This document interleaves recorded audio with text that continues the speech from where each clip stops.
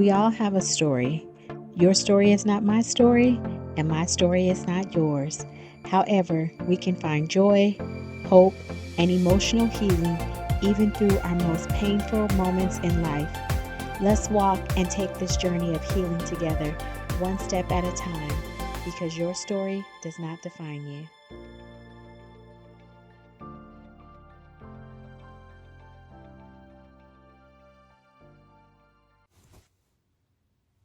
Hey y'all, welcome back to another episode of Your Story Does Not Define You. I'm your host, Dr. Niesha, and as always, I am so grateful that you've decided to spend a little time with me today and join in with me on this conversation.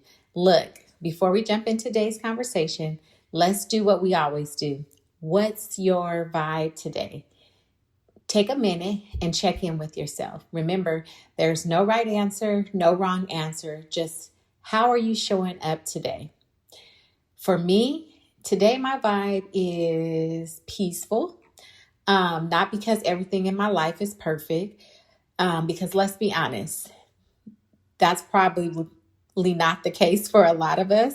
We are not out here living a perfect life. But the reason why I would say my vibe today is peaceful is because I've learned that peace isn't the absence of my problems, but peace is me learning how to remain grounded even when life feels uncertain for me, and even when I go through challenges and I go through experiences. And so that's why I would say my vibe today is peaceful. Remember, you get to change your vibe. You get to shift your vibe. Again, there's no right answer, no wrong answer. Just being honest with yourself and how are you showing up for yourself today. So before we dive into our conversation today, I just want to thank you for being here today. And I have one question that I want to ask you. And that question is, what do you need more of today? I want you to take a minute. I want you to think about that. What do you need more of today? Is it patience? Is it courage? Is it rest? Is it hope? Whatever came to your mind first, I want you to hold on to that. And maybe by the end of today's conversation, you'll realize that you've been needing it longer than what you thought. So let's talk about it. I listened to a podcast episode the other day, and it was with Vicki L. Kemp, Saving Our Sisters podcast. And she had a conversation about stirring the pot. And the conversation was so impactful and it was so powerful to me because in that space that I was in that day, I was waiting for a confirmation from God. And I felt like I received my confirmation from that conversation that Vicki L. Kemp was having on her podcast. And I am a podcast listener, and I really believe that these conversations that happen on podcasts are very helpful and are very powerful. And when you really take the time and listen and allow those conversations to speak to your heart and speak to where you are, they can be such a blessing. So before I dive into my conversation today, I just want to say thank you. Thank you, Vicki L. Kemp, for allowing God to use you during that conversation on your most recent podcast episode. And look, y'all, if you've never tuned into Vicki L. Kemp's podcast, I want to encourage you to check her out, y'all. Her podcast is for women, but her conversations can support anyone. And look, y'all, she doesn't stop there, but she also hosts a Facebook conversation live on Tuesdays and on YouTube called Early in the Morning Will I Seek Thee. So it's called Early Will I Seek Thee. She teaches lessons. We have prayer. She has guests that come on and talk about different topics. And her most recent guest last week, she just celebrates 6 years of doing that. Early Will I Seek Thee. She had Pastor Marissa Banks, who is also another amazing woman of God who talked about prayer and talked about how to pray. And look, y'all, they both are authors. Pastor Marissa Banks just released a new book called The Tribe Effect. And Vicki L. Kemp just released her new book called Early Will I Seek Thee. Divine Seasons of Divine Transformation. Sorry, y'all, I had to remember it. But look, y'all, check them out. You can purchase Vicki L. Kemp's book at her website, which is vickylkemp.com, or you can purchase it anywhere books are sold. And then Pastor Marisa, I don't know her website, but you can look her up. She's also on social media. So look, y'all, check both of those ladies out because they both are powerful, amazing women in the kingdom. I've actually had the privilege of having Vicki L. Kemp here on my podcast some episodes ago, and we talked about rejection. And look, y'all, she is a beautiful person inside and out. And I'm so lucky to have her also as my first lady. So look, y'all, check her out. All right. So let's talk, and let's have a conversation today. And so this conversation that we're going to have today is definitely a conversation that I've wanted to do for a long time, because not only has this been a requested topic from listeners, I've had so many people asking me, can I please have a conversation about what we're going to talk about today? And even more so, it really hits home for me because I definitely have been in this space. I've been intertwined in these types of relationships. So I am not just going to be talking to you from a clinical perspective, but I am going to be talking to you as a lived experience expert because I've been there. I've allowed myself to go through healing, and I continue to heal. So this is going to be a conversation that's going to be deep. And this is going to be a conversation that we are going to be honest and transparent about. Okay. And I hear so much about this topic everywhere. Social media talks about trauma bonds. People throw the phrase around in conversations. Someone has a bad breakup and suddenly everyone says, oh, that's a trauma bond. So that's what we are going to be talking about today, trauma bonds. And honestly, I think that we've reached a point where the term has become so common that we've stopped understanding what it actually means. And so today, I don't want to give you another social media definition, but I want us to have a real conversation, a clinical conversation, one that's grounded in psychology, but explained in a way that actually makes sense. Because I really want you to be able to understand what a trauma bond is, what that looks like, and how do you begin to heal from that. So, as we have this conversation, I want you to understand something, because it becomes less scary when you are able to have a greater understanding of something. And when we stop blaming ourselves, true healing can begin. But healing sometimes cannot begin unless we have a true understanding as to what's taken place. So, before we get into it, I want to make something very clear. As we have this conversation is not going to be about diagnosing your relationship. And it's not going to be about telling you whether you should stay or whether you should leave a relationship. And it's not going to be about labeling people either.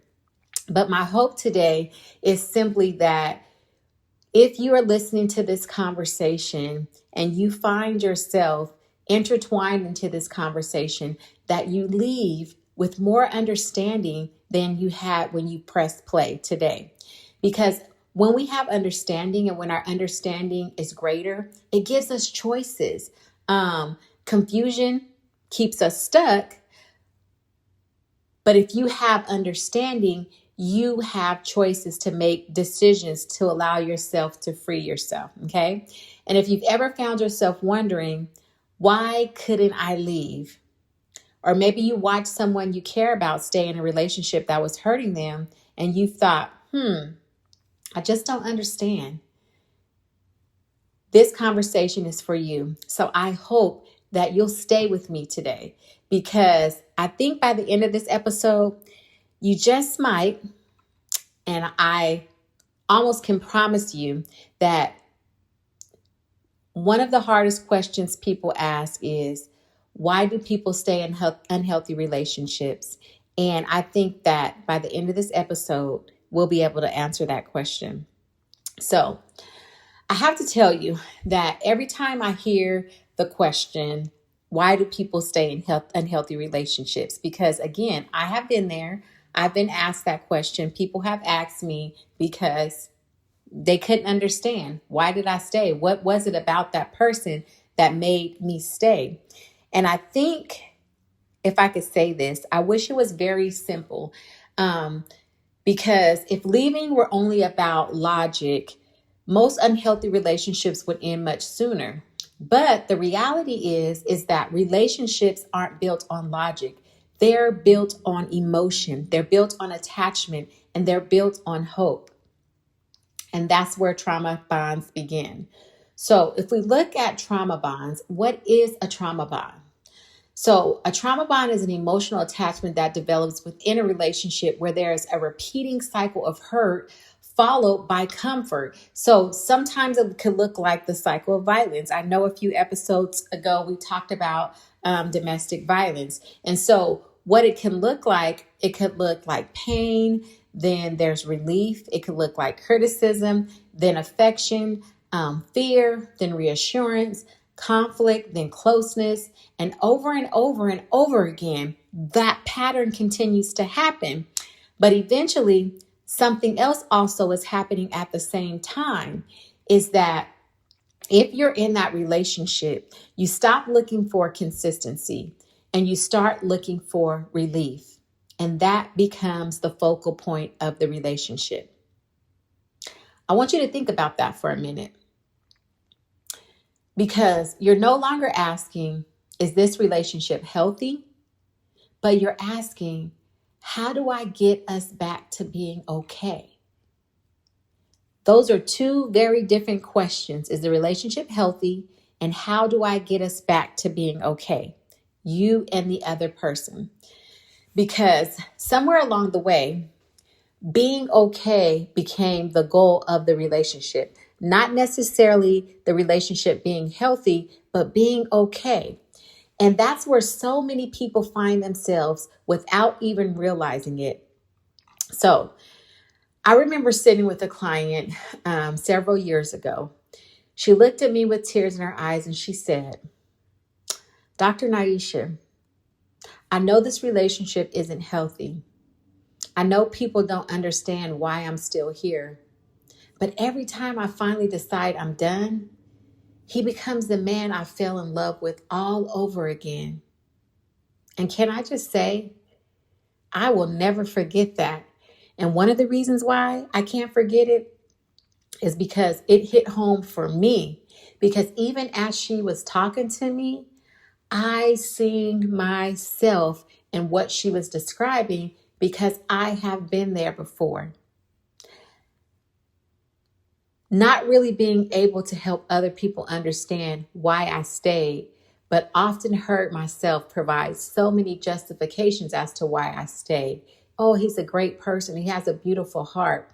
It's just blah, blah, blah, blah, blah.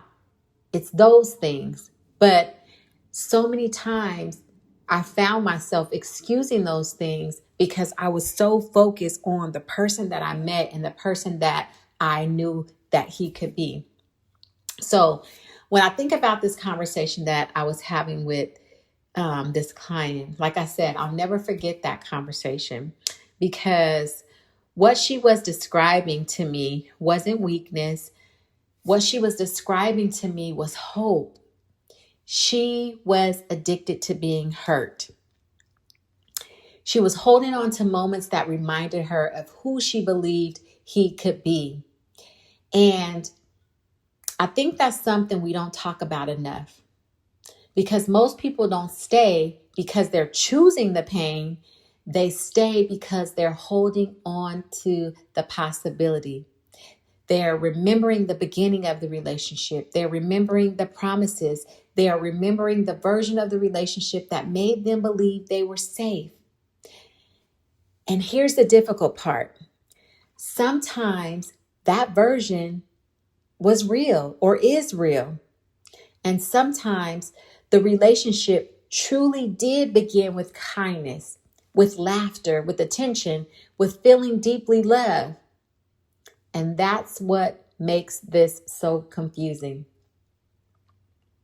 Because when things become unhealthy, your mind naturally wants to get back to what once was. You keep thinking, if we could just get back to how things used to be.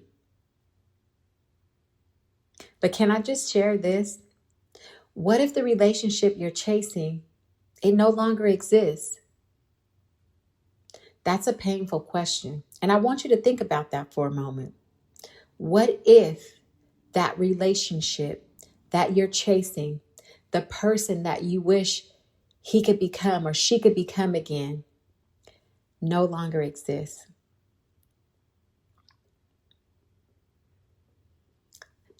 That's a question that many people wrestle with.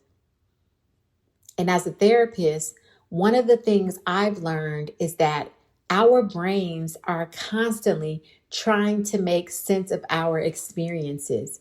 We want it all to make sense, right? So when someone hurts us and then comforts us, our brain starts connecting those two experiences. Think about this. Think about a child who falls down and immediately runs to a parent for comfort. Our brains are wired to move towards safety. But imagine if the person who's causing the pain in your life is also the person offering the comfort.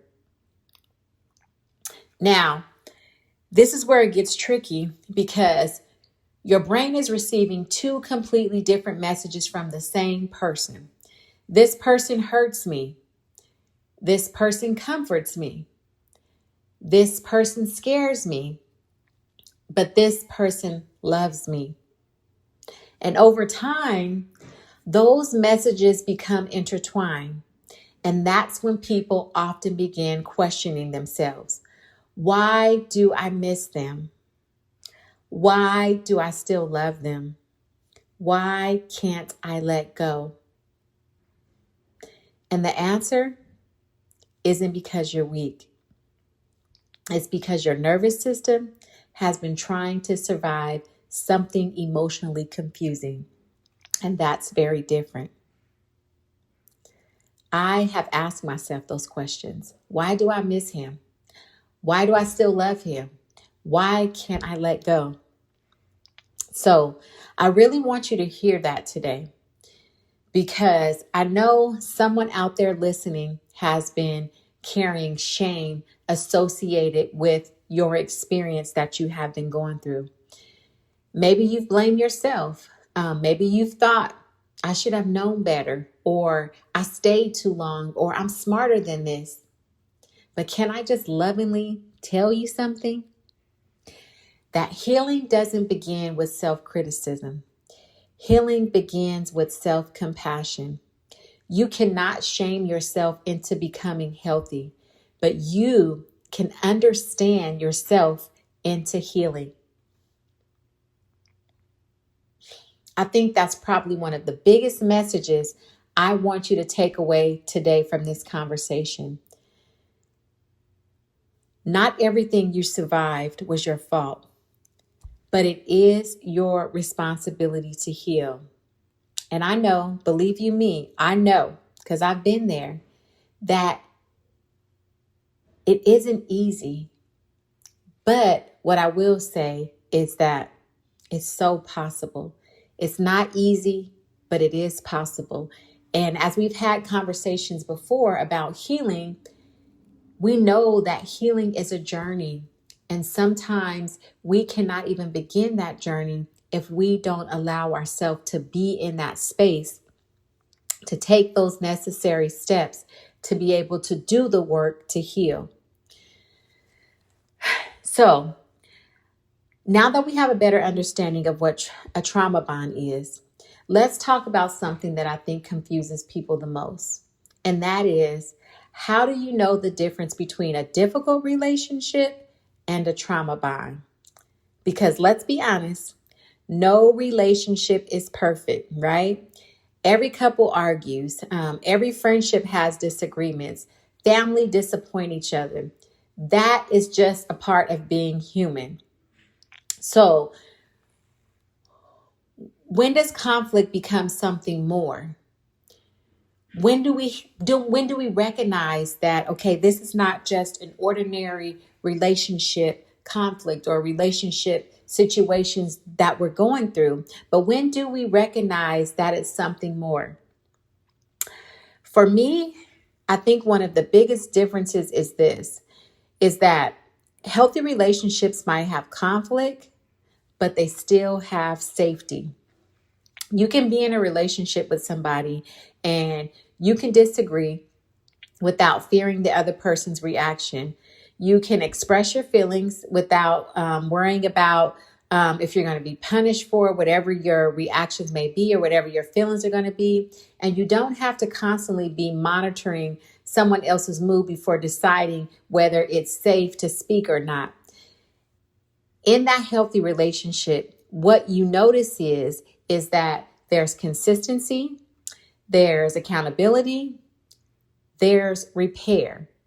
Those are all tools that are included in a healthy relationship. Consistency, accountability, and repair. Also safety. That is the most important aspect of it, is safety, right? However, in a trauma bond, the relationship often begins to feel emotionally unpredictable. So you start waking up wondering, who am I going to get today? Is today going to be a good day? Are we going to laugh together today? Or am I going to have to spend the day trying to avoid an argument? Because that unpredictability begins to wear on you. And here's the thing, it usually doesn't happen overnight. It's a gradual process. So just like when you are in a domestic violence relationship, it's the same thing. It is gradual. It doesn't typically happen overnight. So almost so gradual that you don't even notice that it's happening. So it's kind of like walking into a room where the lights slowly get dimmer. At first, you don't notice, right? But then after a while, you realize you're struggling to see clearly. And that's what unhealthy relationships can do. They don't always change all at once. Sometimes they slowly dim your confidence. They slowly dim your peace. They slowly dim your voice until one day you look around and you think, when did I become this version of myself? And that question, it breaks my heart every time I hear it, because I've heard it more times than I can count. And I've also asked myself that question as well. So I remember working with a woman. I won't share details because the confidentiality is so important. But I remember something she said that has stayed with me for years. She said, I used to laugh all the time. That's it. Just one sentence. I used to laugh all the time. She wasn't talking about leaving a relationship. She wasn't talking about abuse. And she wasn't talking about conflict. She was grieving herself. And I think that's something that we don't talk about enough, because sometimes the greatest loss isn't just the relationship, but sometimes the greatest loss is the relationship you had with yourself before everything changed. Because maybe you stopped trusting yourself. Maybe you stopped speaking up. Maybe you stopped doing things that you love. Maybe somewhere along the way, you became so focused on keeping the relationship together that you forgot to check whether or not you were still okay. And can I ask you something? Not as a therapist, just as one human being talking to another. When was the last time you asked yourself if you were okay? If you were okay.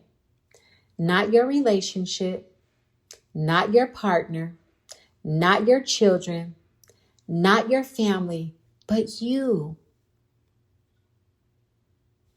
Because sometimes we're so busy trying to keep everyone else emotionally afloat that we don't realize we are drowning and we are sinking right in front of our own faces. But look, there's another piece of this that I think deserves some attention. People often think trauma bonds only happen in romantic relationships. That's actually not true.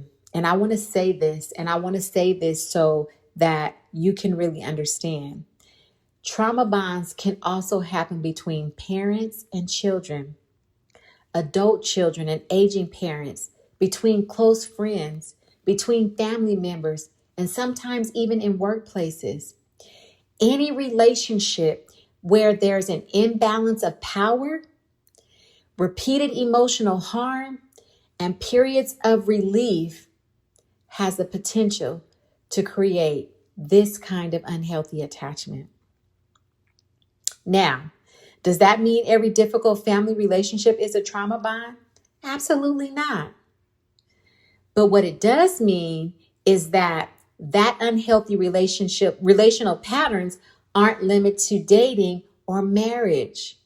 That means that they can happen with parents and children, friends, and at workplaces.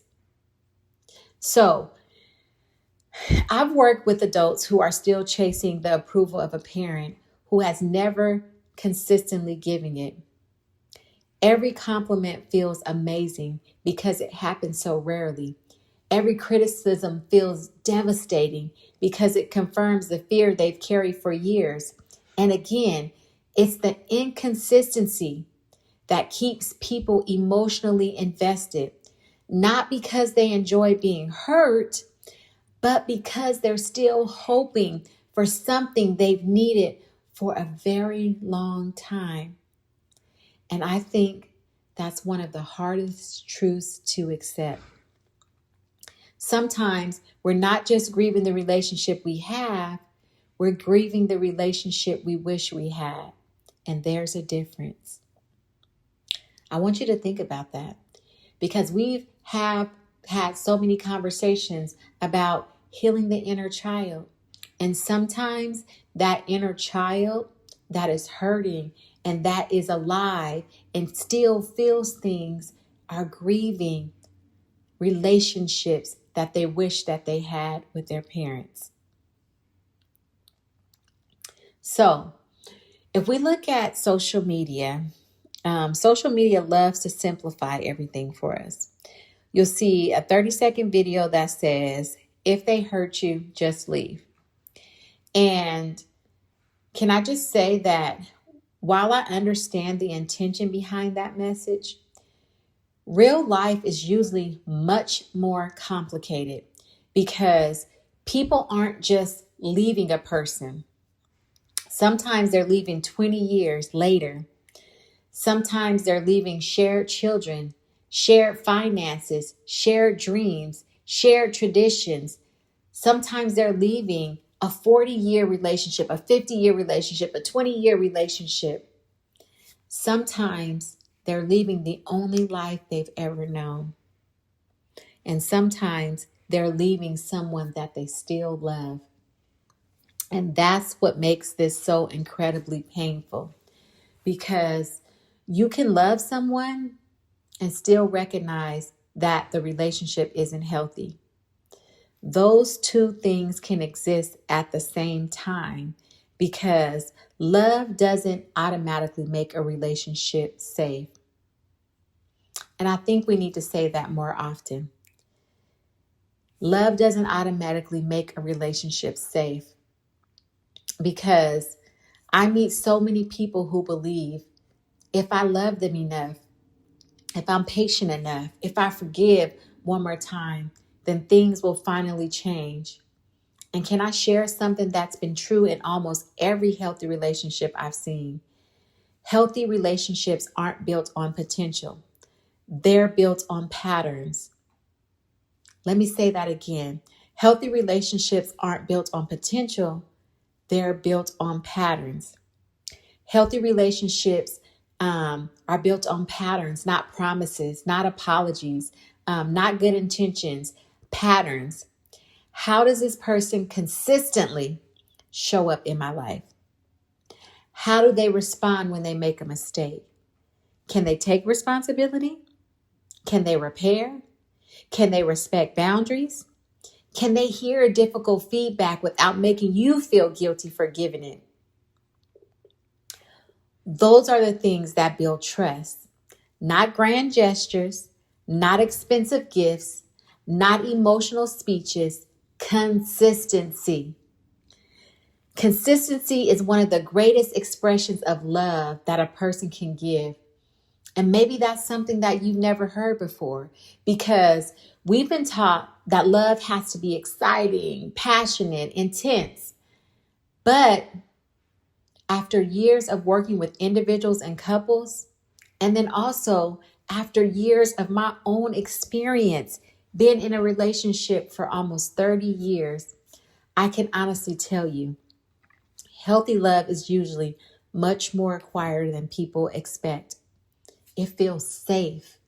It feels respectful. It feels predictable. You don't spend every day wondering where you stand in the relationship. You don't lose sleep trying to decode text messages or decode riddles within the text messages. You don't constantly question your worth. You simply feel emotionally safe. And I don't know about you, but I think emotional safety is one of the greatest gifts we can ever give another person, because it's so much important. As human beings, we thrive and we heal in connection. So if we have that emotional safety in a relationship, that is one of the greatest gifts that we can give to another person, creating that connection. So as we continue, I want to just pause for a moment, because if you're listening today and you're starting to recognize yourself in some of what we've been talking about so far, please don't let your next thought be, how could I have let this happen? But instead, I want you to try asking yourself, what have I learned about love? And where did I learn it from? Because so much of how we love and how we accept is shaped long before we ever enter our first adult relationship. Because remember, we talk about childhood, about the inner child, about our childhood experiences and how much they shape us into our adult lives. That is a real thing, you all. Look at some of your childhood experiences, especially what you've been taught in relationships by your parents. How much of that have you carried on into your adult life? How much of that have you been able to dismiss? I want you to think about that, because that is so powerful. But we're going to talk more about that in a minute, because I think it's one of the missing pieces in understanding trauma bonds. So first, let's just take a minute and let's take a deep breath together, because I know that sometimes these conversations are heavy. And if you're feeling emotional right now, I want you to know that that's okay. You're not falling apart. You may simply be beginning to put the pieces together, and there's a difference. And I understand how you feel, because I remember the first time that I listened to a podcast episode with Dr. Anita Phillips and Dr. Abernathy about narcissistic abuse. And when I listened to that podcast episode, I was driving from out of town, driving back home. And I remember listening to that podcast episode. And as I was listening to the words that they were saying, I was like, I had such an aha moment. It was almost like crazy. I was like, oh my gosh, that is him. And then as I continued to listen, I was like, oh my gosh, that is me. And when I say it was like a rude awakening, That podcast, oh, it gave me so many black eyes because I was like, oh my goodness, I seen the dynamic of my relationship that was in such a different way because I was so blind. Love had me so blind that I didn't even see a lot of those things that were going on. And I could not believe it. However, it really started something inside of me and really started me thinking. And I started really understanding what was actually taking place in my relationship. And the signs were there. I knew it. I knew the signs were there. But it was so hard for me to leave for so many reasons. So that brings me to what I think I want to talk about next. The biggest question that people have for themselves and the biggest question that they get from other people. Why is it so hard to leave? If you've never experienced a trauma bond, it can be very difficult for you to understand because from the outside looking in, it can seem obvious, right? You might think, if someone keeps hurting you, why would you stay? But when you're the one living it, it doesn't feel obvious at all. It feels complicated. It feels confusing. It feels heartbreaking. And sometimes it even feels impossible. And one of the things I wish more people understood is that trauma bonds aren't just emotional. They're psychological, they're neurological, and they're relational. So, in other words, they involve your mind, your body, and your heart. So, when you're under chronic stress, our nervous system is constantly trying to answer one question: am I safe? And that's what your brain is doing all day long. It's scanning your environment. It's paying attention to tone of voice, facial expressions, body language, the silence after an argument, the sound of a door closing, the vibration of a phone when a text message comes through. And most of us don't even realize that our brain is doing this because it happens automatically. It's doing what it feels like it needs to do to create safety. Now, imagine living in a relationship where you're constantly trying to figure out what kind of day it's going to be. You start paying attention to everything. How did they say good morning? Why haven't they texted me back yet? Did I say something wrong? Why do they seem distant today? Your nervous system begins incredibly alerting you. It stays on alert constantly, and that's called hypervigilance. Now, that's a clinical word, but here's what it really means. And I'm going to try to explain this to you the best way that I can because I have been there. I can't say it any better way to say that I've been there. I've lived it. I've breathed it. I walked in the shoes of a trauma bond. So I know it because my body has experienced it. My mind has experienced it. And I have dealt with hypervigilance so many times. So when we look at hypervigilance, it means that your body has learned to stay on guard, because it doesn't know when the next emotional storm is coming. So I want you to look at it this way. Think about someone who lives in a neighborhood where there's constant thunder. At first, every clap of thunder startles them, right?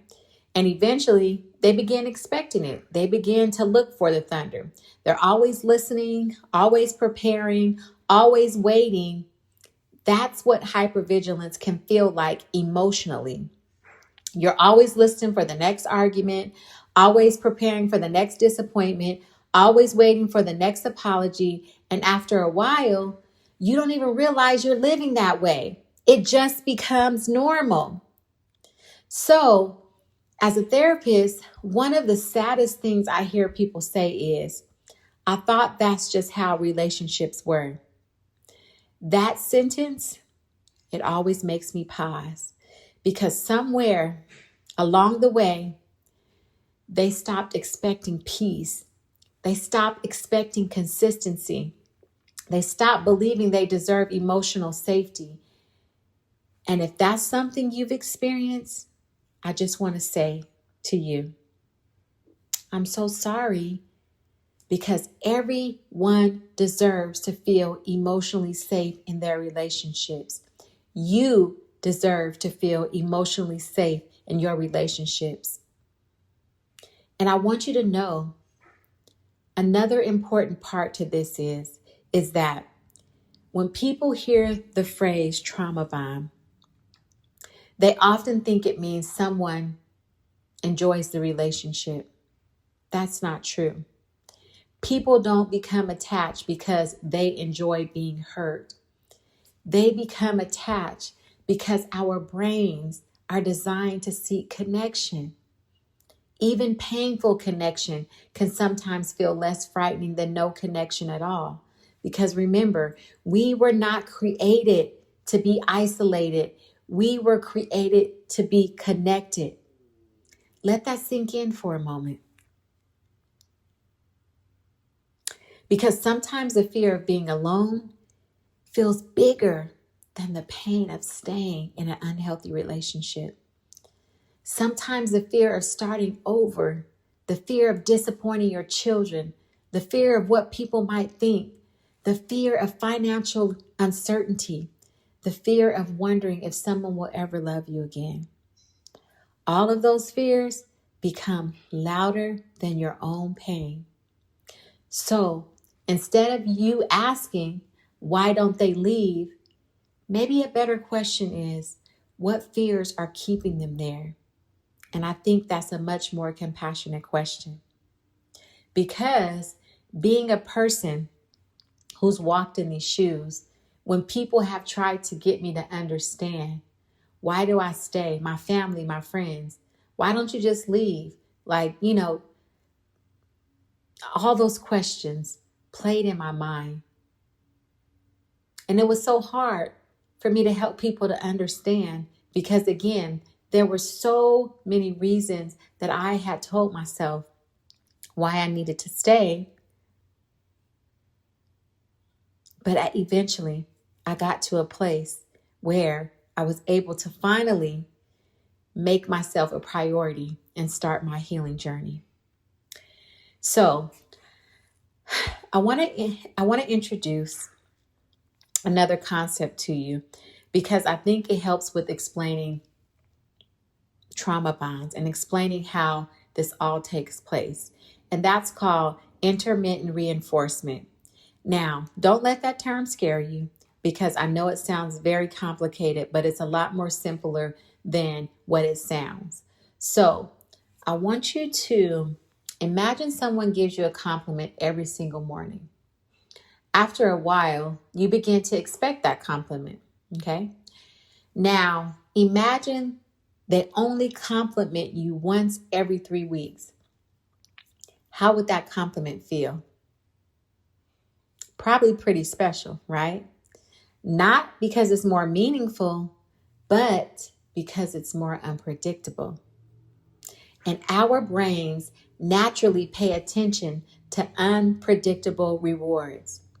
The same thing can happen in unhealthy relationships. Maybe after days of criticism, they suddenly bring you flowers. Or after weeks of emotional distance, they're affectionate again. After a painful argument, they apologize and promise things will be different. And for a moment, you feel relief. Not because the relationship has become healthy, but because the tension has finally stopped. And here's what many people don't realize, that sometimes we mistake relief for love. And I'll say that again because I think it's so important. Sometimes we mistake relief for love. When you've been emotionally starving, even small moments of kindness can feel overwhelming. Not because they're extraordinary, but because you've been deprived of what should have been consistent all along. I remember someone telling me once, when things were good, they were really good. And maybe you've heard someone say that. Maybe you said it yourself. And I remember thinking, what if we stopped measuring relationships by their best moments and started measuring them by their overall pattern? Because every relationship has good days, but the question is, what's true most of the time? Not some of the time, but most of the time. And that's where clarity begins for you.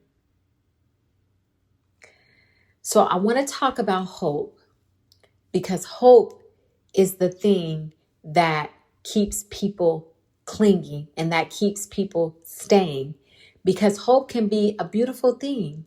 It keeps us going. It helps us survive difficult seasons in our lives. And hope reminds us that change is possible.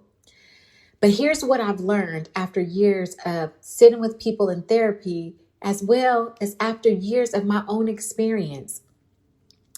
I've learned that hope is not to be connected to reality,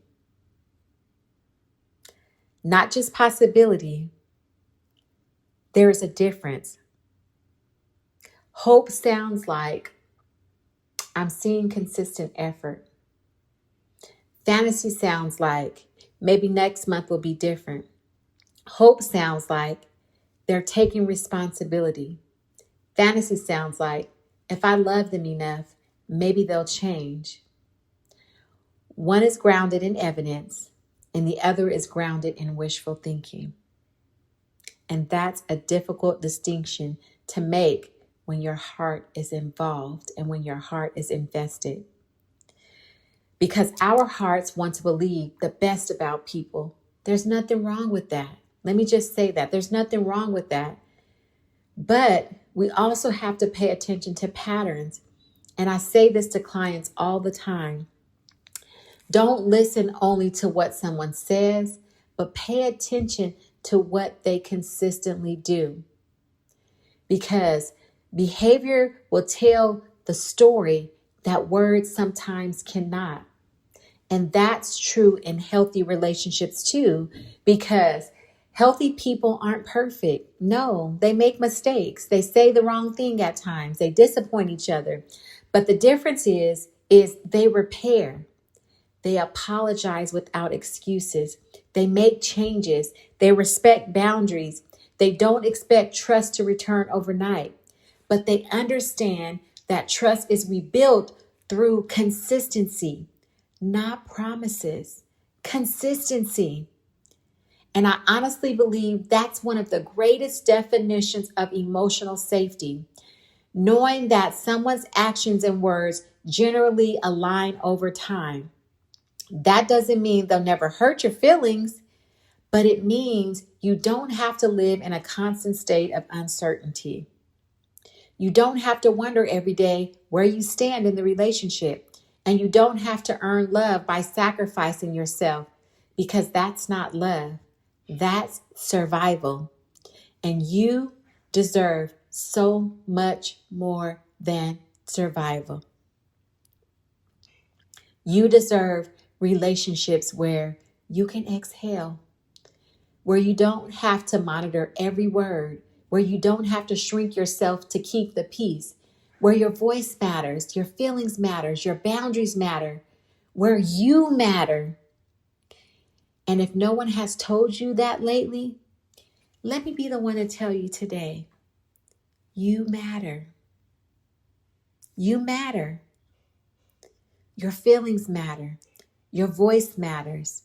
Your boundaries matter. You matter. And I want you to take the next step into healing, because that's the space that you need to be in. But how do we begin to heal? Let's talk about that. Let's talk about how can we heal from these trauma bonds, because they're so incredibly difficult to break. And as we think about this question, how do we heal? I have to tell you, I wish I had a 5-step formula that I can give you and say, do these 5 things. I wish I could tell you that if you just did these 3 things, everything would be different by next week. But can I just be honest with you and tell you that unfortunately, healing doesn't work that way. Healing isn't a destination. It's a journey. It's a relationship with yourself. And like every healthy relationship, it takes time. It takes consistency. It takes grace. And one of the first things I want to encourage people to do is something that sounds so incredibly simple. And that is tell yourself the truth.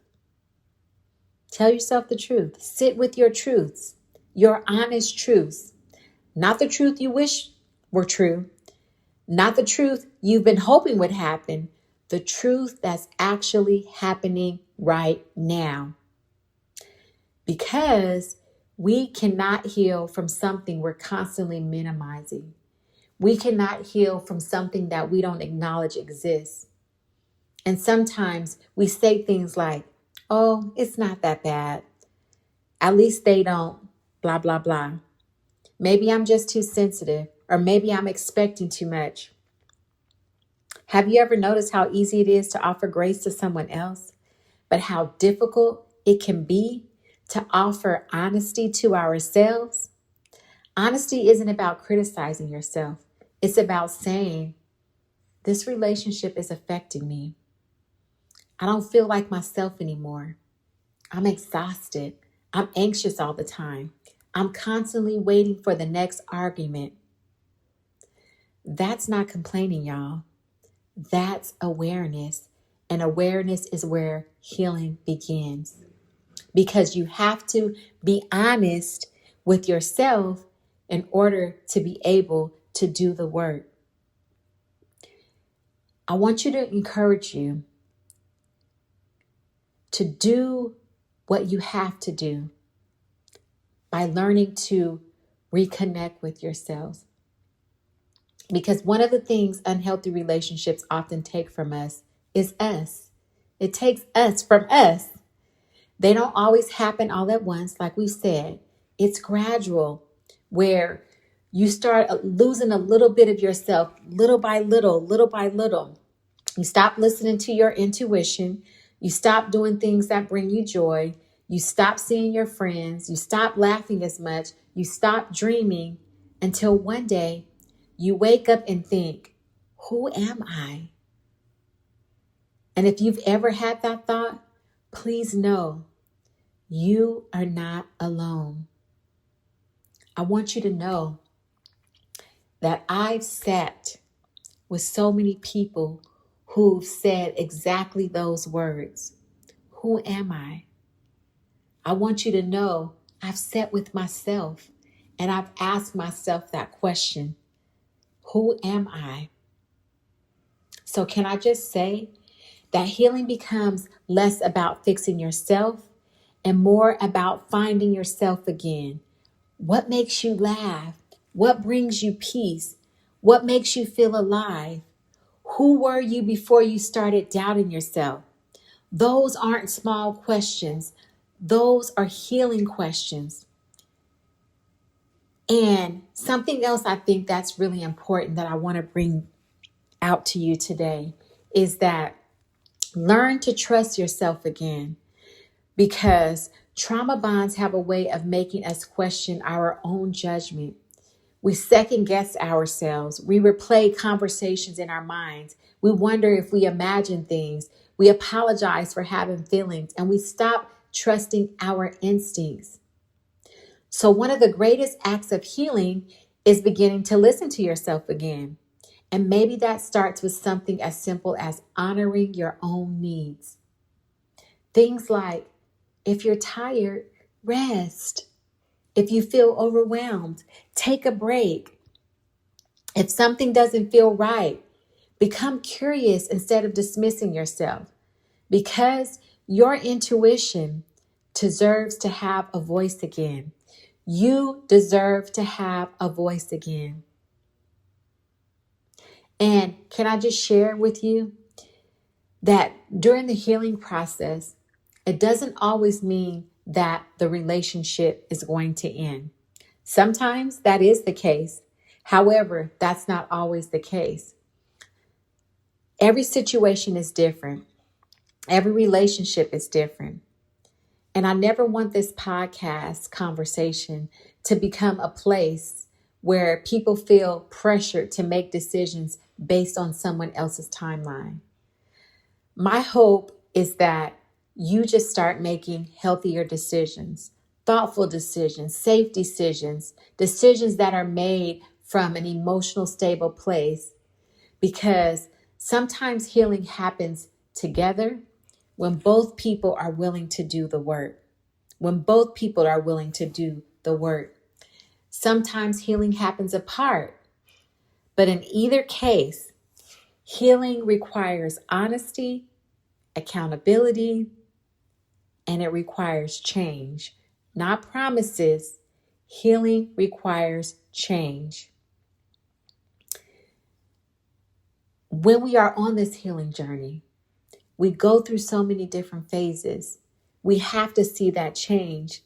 But I also feel like we also need to think about grief, because grief doesn't only happen when somebody dies, but sometimes we grieve relationships, we grieve dreams, we grieve the future that we imagine with that person.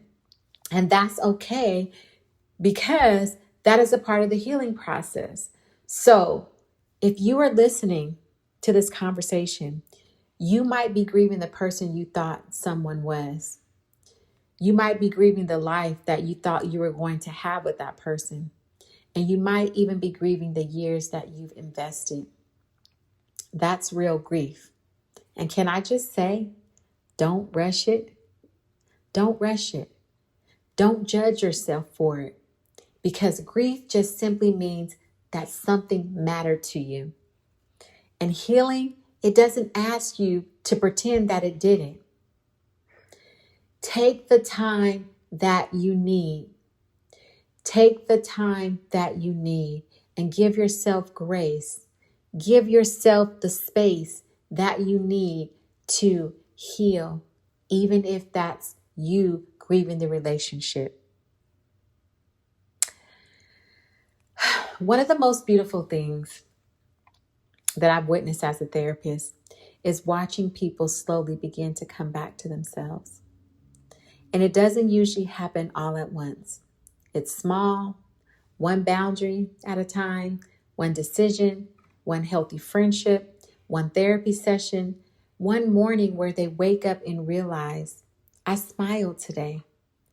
Then one day, they tell me something that I'll never get tired of hearing them say.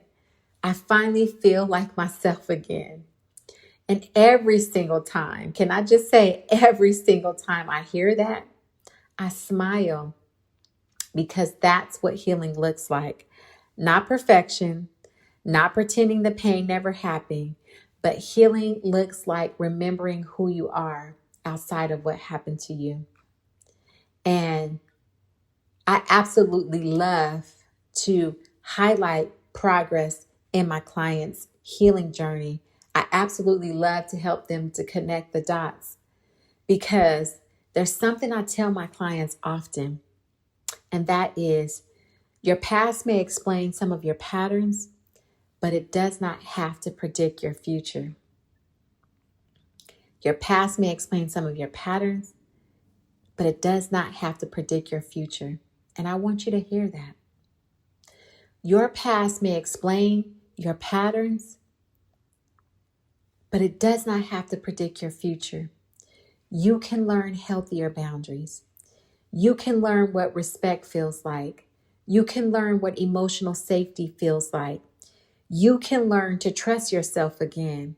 And no, that doesn't erase your story, but it changes how your story continues. When you're able to see that progress, it changes how your story continues, because you start to realize that no matter what I've been through, it doesn't have to be the end of my story.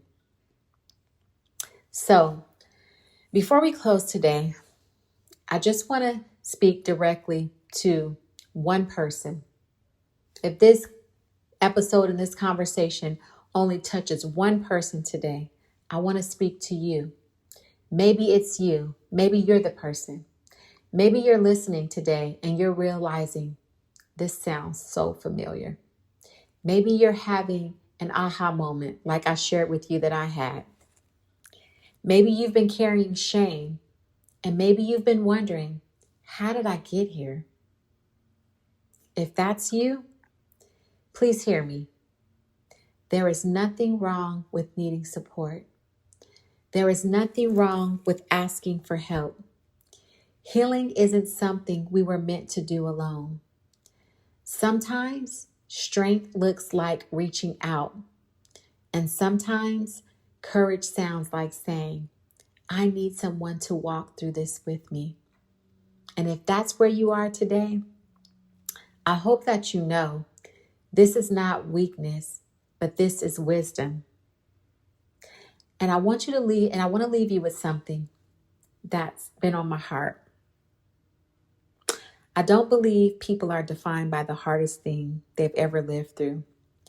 I believe we're all shaped by many experiences, some beautiful, some painful, some life-changing, but none of them get to decide our worth. Your trauma is a part of your story, but it is not your identity. Your heartbreak is a part of your story, but it's not your identity. Your mistakes, your disappointments, your losses, those are chapters in your story, but they are not the whole book. And I think that's something that we all need to remember. Because if you're still breathing, God is still writing your story. There are still chapters that you haven't lived yet. There are still people that you haven't met.